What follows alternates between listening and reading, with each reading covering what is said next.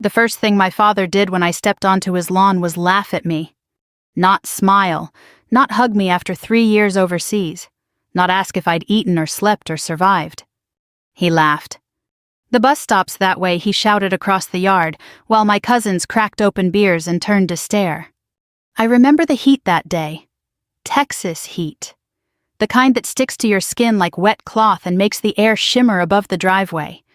I remember the smell of burned burgers, lighter fluid, and freshly cut grass. And I remember my mother lowering her eyes instead of stopping him. Then came the sound. Deep, violent, mechanical. The sky itself seemed to tremble. Everyone looked up at once as a massive military aircraft dropped low over the neighborhood, rattling windows and sending lawn chairs skidding across the grass. My father stopped smiling. And when 2 uniformed officers stepped out and saluted me in front of everyone, my mother nearly collapsed. Part 1. By the time I pulled into my parents' driveway that Sunday afternoon, my shirt was damp against my back, and the old Ford rental car smelled faintly like airport coffee and dust.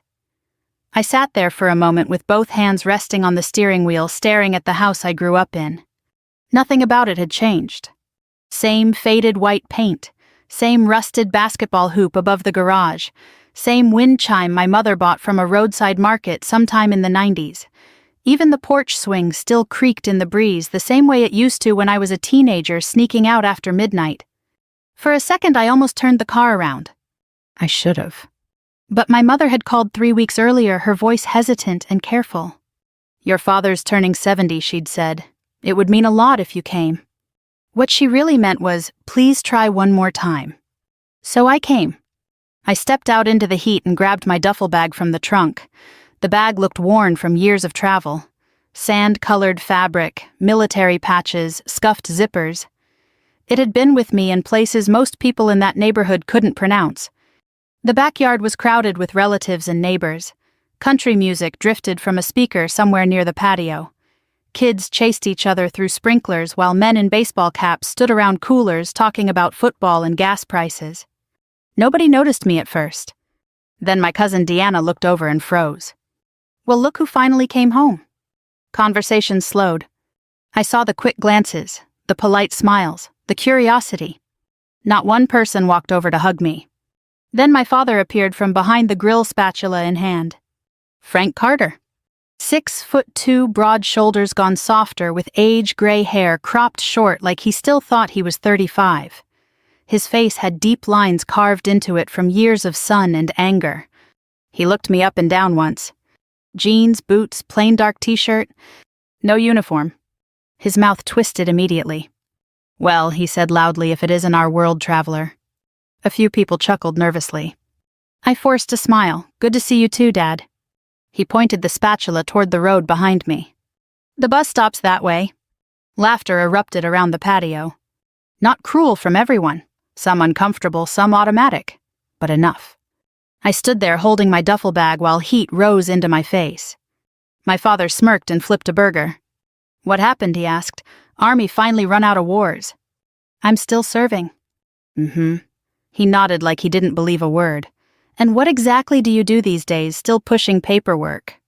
I glanced toward my mother. Linda stood beside the picnic table arranging paper plates nobody needed arranged. Her hands shook slightly, but she didn't say anything. She never did. "I work at the Pentagon now," I answered quietly. That got another laugh from my brother Jake. "Oh, here we go." Jake leaned back in his lawn chair with sunglasses perched on his head and a beer balanced on his stomach. At 38, he still somehow acted like a high school quarterback who thought life owed him applause. "The Pentagon," he repeated dramatically. "You hear that Dad Emily's basically running the country now." More laughter. I swallowed it down. That was the thing about humiliation when it comes from family. It doesn't hit sharp. It sinks slowly like cold water filling your lungs. My father stabbed a burger too hard with the spatula.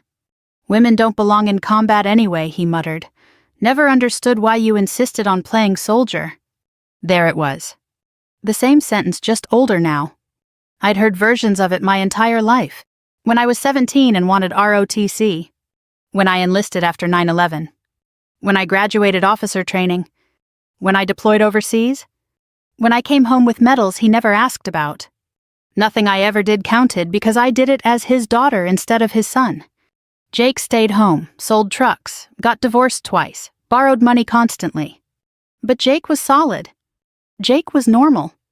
Jake was family. I shifted my duffel higher on my shoulder and looked around the yard. My old high school friends were gone. Most neighbors were older now.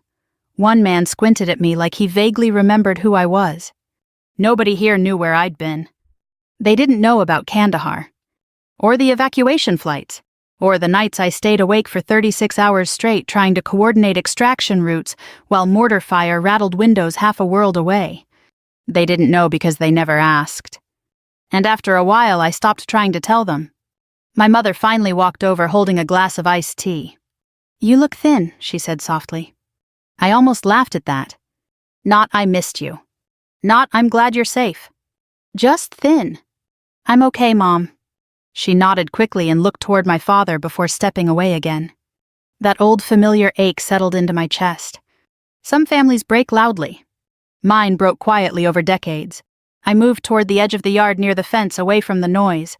Cicadas screamed from the trees. Sweat trickled down my spine beneath my shirt. Somewhere behind me, Jake started telling another joke at my expense. Then my phone buzzed. I pulled it from my pocket. ETA 90 seconds. No signature? Didn't need one. I checked my watch automatically. My father noticed. "What now?" he called, waiting for a taxi. A few people laughed again. I looked at him calmly. "No, sir," I said, "my ride." He barked out a laugh. Then the sound began. At first it was distant, low, and strange, like thunder trapped underground. The conversations around the yard slowed. People turned their heads. The sound grew louder, fast, heavy rotor blades chopping through the air with a force you didn't just hear, but felt in your ribs. Kids stopped running. Someone whispered, "What the hell is that?" Then the shadow passed over the house. Women grabbed their hats as the wind exploded across the lawn. Paper plates flew through the air.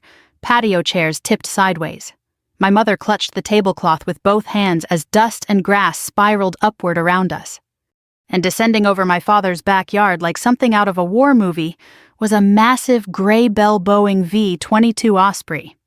The aircraft hovered low enough to shake the windows. My father's face drained of color. Nobody laughed anymore. And that was the exact moment he realized the joke had never been on me. The sound of the rotors swallowed everything.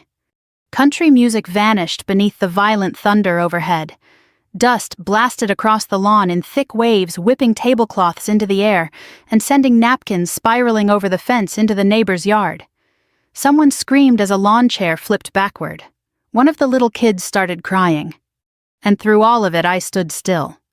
I'd heard that sound in deserts on damaged runways, and once in the middle of a freezing evacuation zone where terrified civilians clawed at concertina wire while Marines tried to hold a perimeter together. Compared to that, my father's backyard felt strangely small. The Osprey hovered for a moment above the property before lowering onto the open stretch of grass beyond the oak tree near the back fence. The downdraft bent branches sideways and flattened the flower beds my mother spent years tending.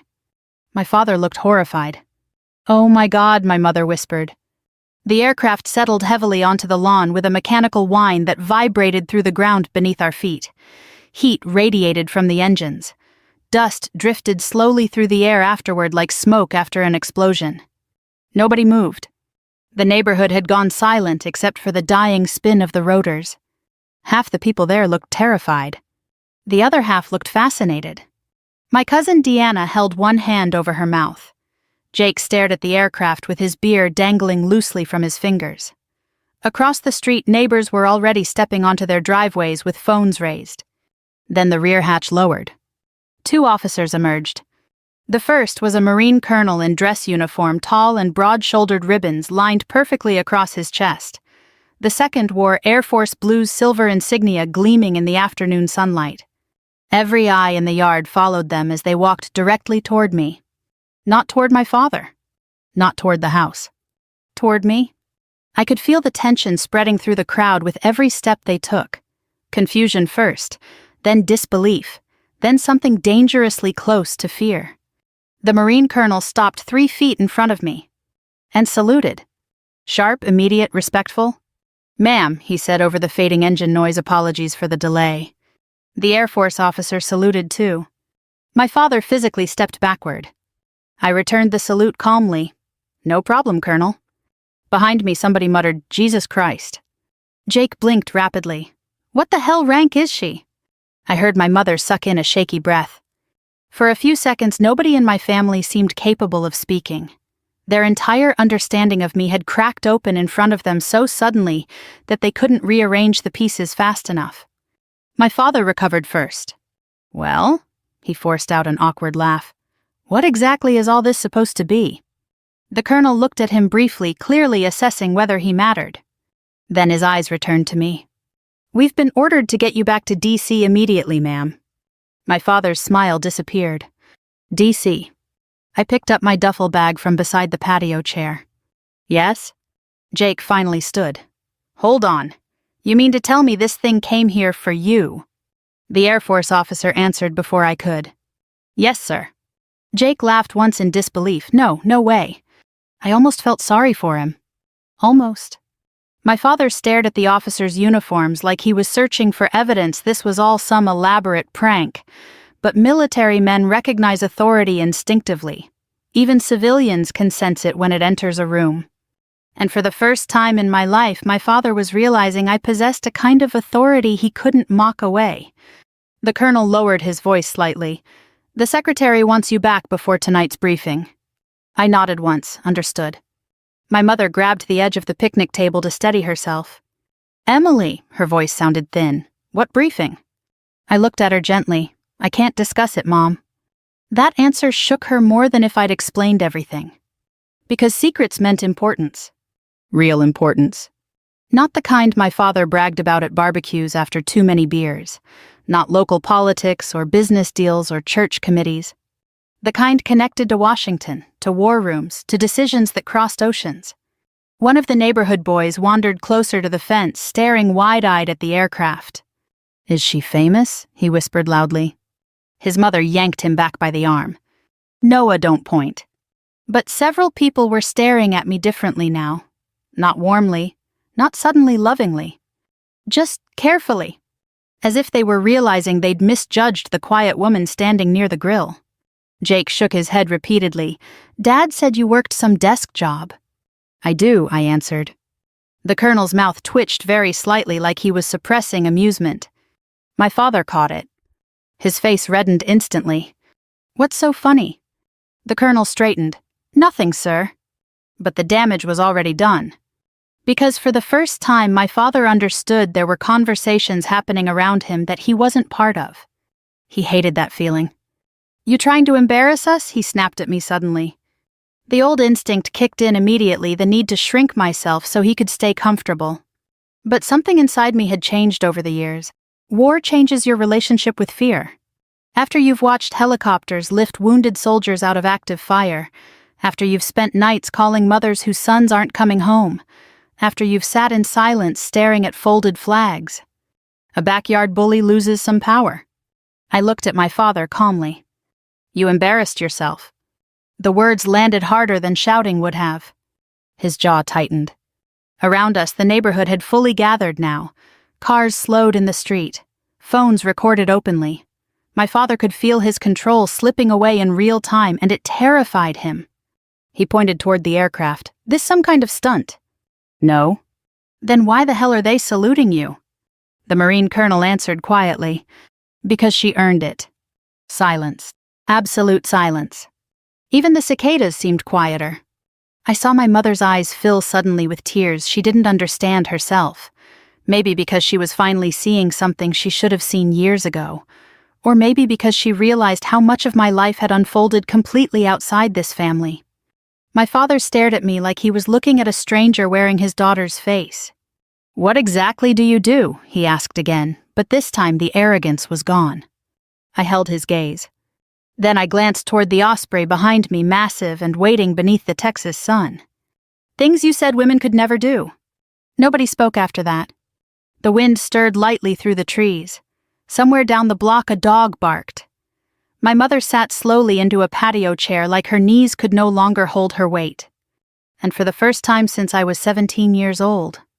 My father had no comeback. People love to pretend family wounds come from one terrible moment. One slap, one betrayal, one screaming match that changes everything overnight. But that isn't how it happened with us. My father destroyed people slowly, quietly, like water wearing down stone over years until one day there's nothing left but cracks. Even standing there beside that osprey with half the neighborhood staring at me like I was someone important, I still felt 12 years old inside whenever Frank Carter looked at me a certain way. That was the hardest part to explain to people. Strength doesn't erase old damage. It just teaches you how to function while carrying it. The backyard had gone awkward after my last comment.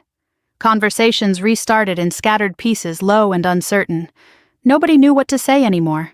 The barbecue smell had turned bitter from burgers left too long on the grill. My father walked to the cooler and opened another beer he didn't need. Jake stayed unusually quiet. The officers gave me space standing near the aircraft while pretending not to observe the family tension unfolding 20 yards away. Professional courtesy. I sat at the far edge of the patio beneath the shade of the oak tree and watched sunlight flicker through the leaves onto the grass. For a moment I let myself drift backward through time. Back to when all of this began. I was 8 years old the first time my father told me I laughed too loudly for a girl. 10 when he said climbing trees wasn't ladylike. 12 when he started introducing me to people as the stubborn one. Jake, meanwhile, could do almost anything and still be adored. If he got suspended from school, it was because boys are rowdy. If I argued about grades or rules or fairness, I was difficult. The standards in our house were invisible but absolute. Boys were allowed to become. Girls were expected to accommodate. And my father never forgave me for refusing to shrink. The hardest fight started after September 11th. I still remember sitting at the kitchen table filling out ROTC paperwork while the television replayed smoke pouring from the towers over and over again. My mother kept wringing her hands nervously. My father looked at the forms like they were a personal insult. "You're not joining the military." I already did. "No daughter of mine is going to war." I looked him directly in the eye for maybe the first time in my life. "Then maybe your daughter isn't who you think she is." That was the beginning of the Cold War between us. At my academy graduation, families filled entire rows of bleachers holding flowers and cameras and signs. Mothers cried. Fathers shook hands proudly with officers. I scanned the crowd for hours. My family never came. Later that night, Jake called me drunk from a bar. "Dad says you made your choice." My choice. As if serving my country somehow meant abandoning my family instead of trying to become someone inside it. The strange thing is I kept trying anyway. That's what children of difficult parents do. They chase approval long after logic says, stop. Every deployment I mailed postcards. Every promotion I called home. Every Christmas I sent gifts. And every single time the response felt transactional. "Safe over there." "You eating enough?" "You ever gonna settle down?" Not once did my father ask whether I was proud of myself. Not once. I spent years convincing myself it didn't matter. Then Afghanistan happened. There are things from those years I still don't talk about. Faces I still see sometimes when I wake suddenly at 3 a.m. Certain sounds that tighten every muscle in my body before my brain even catches up. One winter night overseas, we lost 2 people during an extraction operation. I sat alone afterward in a temporary command trailer with blood on my sleeve that wasn't mine, trying to write casualty notifications while generators hummed outside in the dark. I called home 3 days later because grief does strange things to you. My mother answered. She sounded distracted. "Your father's asleep." I almost hung up. Then she said softly, "He worries about you more than he says." I wanted to believe her so badly. So badly. But a few months later, I flew home unexpectedly when my mother needed surgery. I arrived late at night and let myself into the house quietly because I didn't want to wake anyone. I heard my father talking in the kitchen before he knew I was there. One of his friends had stopped by. "She's still in the army?" the man asked. "Yeah," my father said dismissively, "but she's not really military material anyway." I stood frozen in the hallway holding my overnight bag. Not military material. At that point, I'd already led operations overseas, already coordinated emergency evacuations, already buried friends. But to my father, I was still just his disappointing daughter pretending to be strong. That sentence stayed with me longer than mortar fire ever did. Back in the present, I stared out across the yard while distant memories faded slowly away. My mother approached carefully and sat beside me. For a while, neither of us spoke. The afternoon sun softened around us. The officers remained near the aircraft, giving us privacy without seeming obvious about it.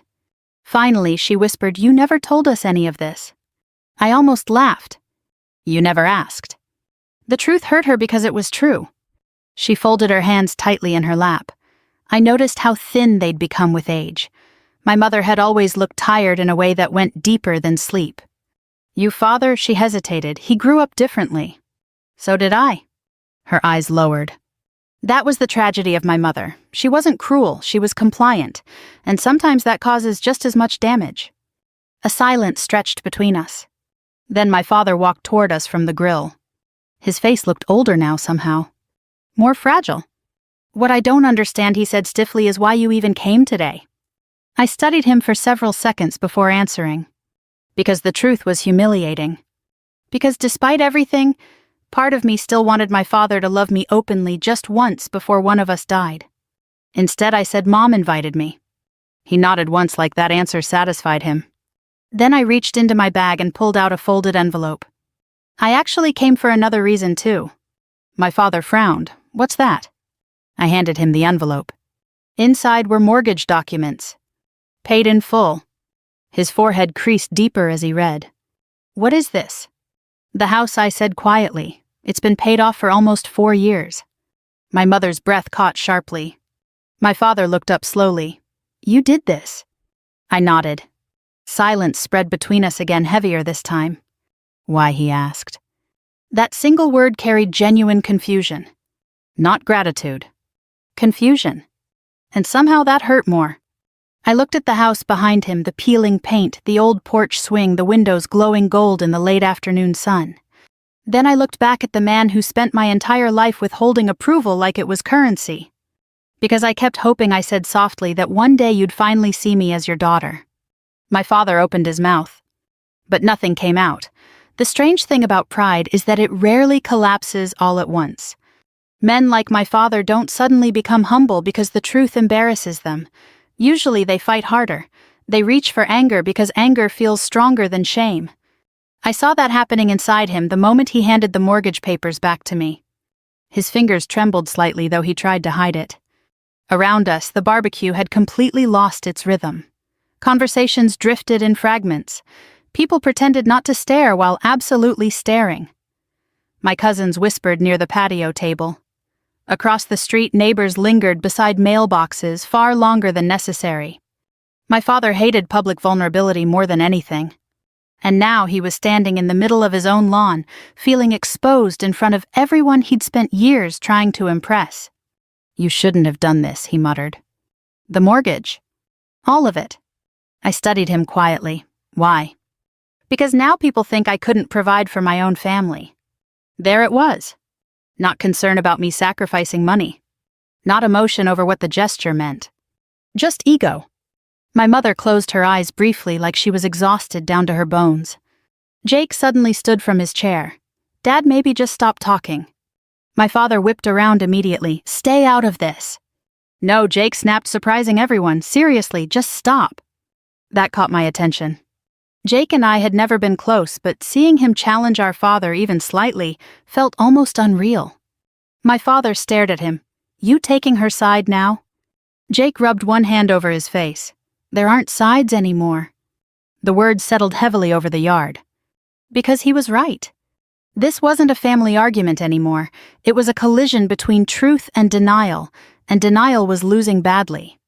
The Marine colonel approached carefully, then sensing the shift in atmosphere. "Ma'am," he said quietly to me, "we'll need wheels up in approximately 15 minutes. "Understood." My father looked between us. 15 minutes for what? I didn't answer immediately.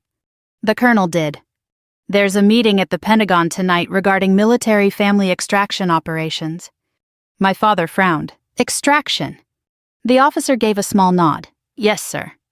Jake let out a low whistle under his breath. My father looked back at me slowly. "You're involved in that?"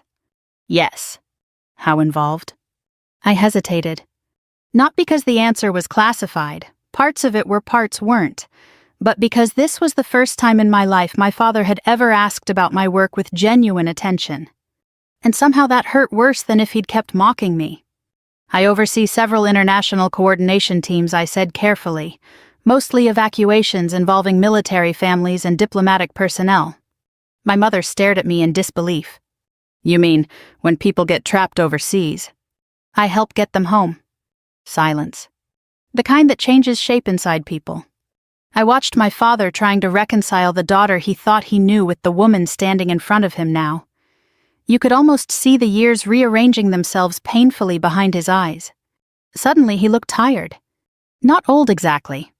Just burdened by realization. You never told us any of this. That sentence nearly made me angry enough to laugh. I tried.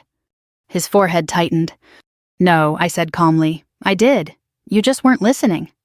A memory surfaced instantly between us both. Christmas dinner, 7 years earlier.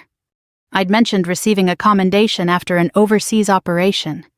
My father interrupted halfway through to complain about football players kneeling during the national anthem. Another memory. The time I called after a deployment extension and he spent 20 minutes talking about Jake's truck sales without asking how I was holding up. Another. My father remembered them too, I could tell. Regret started showing in his face now in small, uncontrollable flashes. That was the thing about truth. Once it enters a room, it becomes difficult to force back out. Jake looked toward the Osprey. So all this time? He shook his head slowly. You were actually doing something huge. I almost smiled at the wording. Actually. As if my life only became real once men in uniform validated it publicly. But I understood where he came from. Our father trained us both to measure worth through his approval system. Jake just happened to fit the mold better. I wasn't hiding, I said quietly. You all just decided who I was years ago. Nobody argued with that. My mother suddenly stood and wrapped her arms around herself tightly against a breeze that barely existed. I should have defended you more. Her voice cracked on the last word. I looked at her for a long moment. Maybe 10 years earlier, hearing that apology would have broken me emotionally. Maybe I would have cried. Maybe I would have unloaded decades of hurt. But grief changes shape with time. Eventually, it stops screaming and just sits quietly beside you. I know, I said softly. Tears filled her eyes instantly. My father looked away toward the street where neighbors still pretended not to watch. One of them, old Mr. Hanley from 3 houses down, finally walked closer through the side gate. He looked at me first, then at my father. You should be proud of her, Frank. Simple sentence. Ordinary sentence. But it landed harder than anything else that afternoon. Because it came from another man. Another older man from the same generation, same town, same worldview. And suddenly my father had nowhere left to hide his excuses. Mr. Hanley nodded respectfully toward me before leaving again. My father stared down at the grass for several seconds. Then quietly, almost defensively, he muttered, I just wanted her to have a normal life. I answered before anyone else could. No, you wanted me to have a smaller one. His head lifted sharply. I stood slowly from the patio chair and stepped closer to him. The yard had gone silent again. Even the officers stopped moving. You spent my entire life teaching me that I would never matter unless a man approved of me, I said calmly. First you, then someday a husband. My father opened his mouth. I continued anyway. You mocked everything that made me strong because it didn't fit the version of a daughter you wanted. His face tightened painfully now. And the worst part, I swallowed once, I spent years believing you. That finally broke something in him. Not loudly. Not dramatically. Just a subtle collapse behind the eyes. The realization that while he'd been trying to toughen me into obedience, the world had forged me into someone far beyond his understanding. The colonel checked his watch discreetly. Time. I picked up my duffel bag again. My mother's breathing became uneven immediately. You're leaving now. Yes. Something desperate flashed across her face. Emily, please, her voice trembled. Please don't disappear again. I paused. The wind stirred softly across the ruined lawn. Rotor blades clicked quietly as they cooled behind us. My mother looked terrified suddenly, not of the aircraft, not of my career, but of losing the chance to know me before it was too late. I stood there for one long heartbeat with my back partially turned toward her. But I didn't answer. And I didn't look back. For a moment nobody moved. The late afternoon sun stretched long shadows across the torn-up lawn, while the osprey rested behind us like some enormous gray animal waiting to carry me away again. Dust still clung to the flower beds. One of my mother's wind chimes swayed weakly near the porch, making soft hollow sounds in the silence. I tightened my grip on the duffel bag and started toward the aircraft. Then I heard my mother crying. Not loudly. Not dramatically. Just quiet, exhausted crying from the kind of woman who spent most of her life swallowing her own feelings before they became inconvenient for someone else. I stopped walking. Behind me I heard her footsteps hurrying over the grass. Emily. Her voice cracked completely this time. I turned slowly. My mother stood there with tears running down both cheeks, one hand pressed against her chest like she couldn't catch a full breath. Up close, I could suddenly see how much older she'd become. The tiny lines around her eyes, the trembling in her hands, the fatigue that seemed woven into her posture itself. For years I'd been so angry at her silence that I forgot silence can come from fear too. Not always weakness. Sometimes survival. "I'm sorry," she whispered. The words hit me harder than I expected. Not because they fixed anything, they didn't. But because they were real. No excuses. No defending my father. No pretending everything had been misunderstood. Just sorrow. "I should have protected you," she said shakily. "I knew he was hard on you. I knew it hurt you." Her voice broke again, and I kept telling myself staying quiet kept the peace. I looked away briefly toward the fading sunlight beyond the trees. There were so many years inside me, so many birthdays missed, so many phone calls that ended with me staring silently at hotel ceilings overseas, wondering why I still kept trying. I thought forgiveness would feel bigger when it finally arrived. But really it felt quiet, like setting down something heavy after carrying it too long. "I used to think you didn't love me," I admitted softly. My mother covered her mouth immediately as if the sentence physically wounded her. "Oh God." "I know now that you did," I continued. "You just didn't know how to stand up to him." Tears rolled faster down her face.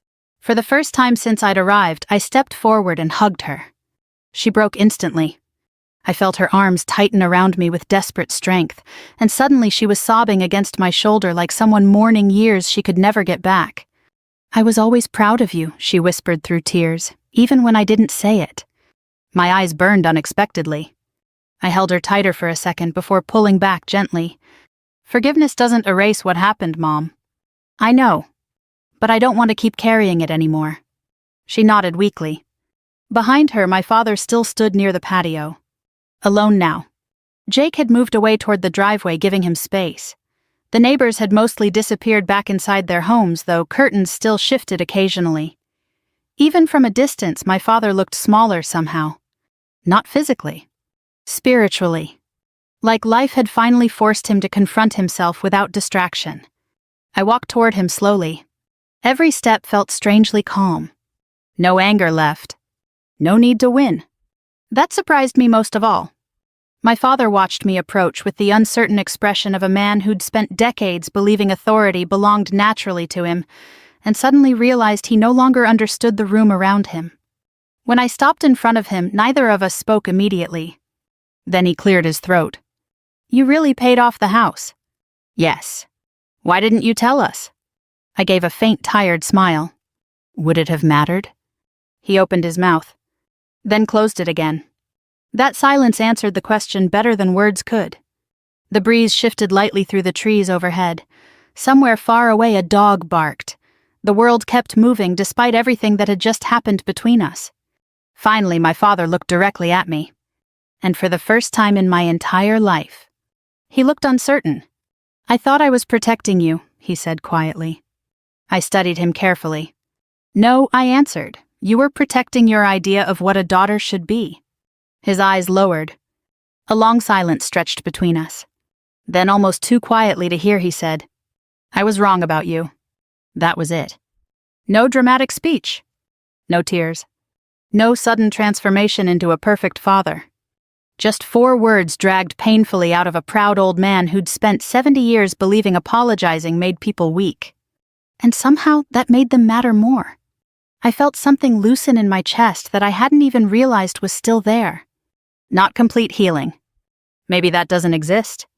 But something close to peace. The colonel approached one final time. "Ma'am," he said respectfully, "we need to depart." I nodded once. Then I extended my hand toward my father. For half a second he stared at it awkwardly. Then he ignored the handshake completely and pulled me into a rough, unfamiliar hug. It lasted maybe 2 seconds. 3 at most. But I cannot describe to you what it feels like to spend your entire life emotionally starving.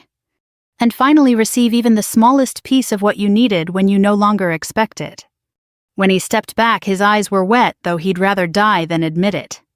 I picked up my duffel bag one last time and turned toward the Osprey. The 2 officers straightened immediately as I approached. Then both men saluted sharply.